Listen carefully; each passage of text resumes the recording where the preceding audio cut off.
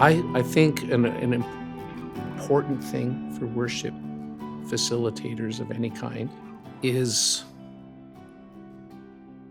don't be afraid of confession. I think that we're getting better as the church of removing shame from people that stumble and fall. But I think we need to perhaps take a step further back. And I think a lot of people in the early church and some of the more early expressions of Christian worship, particularly through the monastic traditions, understood this a bit better.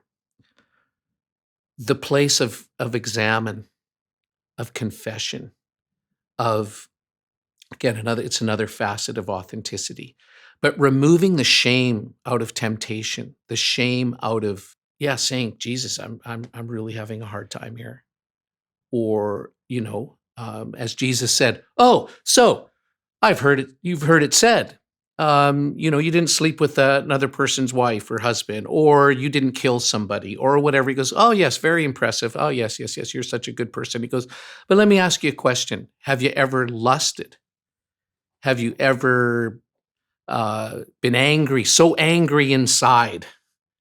And he goes, it's okay. Like, bring that forward in the place of confession.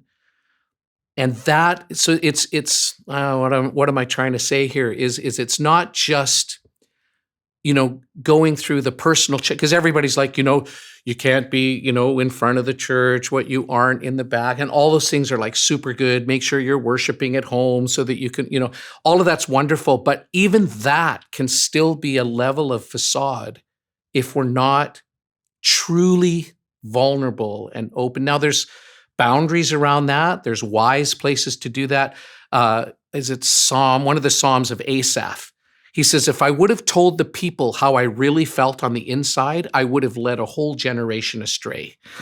He's really wrestling with why the wicked seem to be blessed and the people of God seem to be in so much trouble. He's wrestling with some really, really deep questions.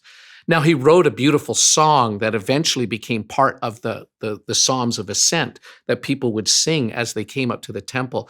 But in the heat of the moment, he didn't fully express that in front of all the people. So you got to find those appropriate spaces. It's not that you're just spilling your guts in front of the community every week, but you have to have places where you're going to those deeper places of confession, breaking through the shame of that, and having that type of an honest, vulnerable relationship with God, I think is critical, of course, not just for worship leaders.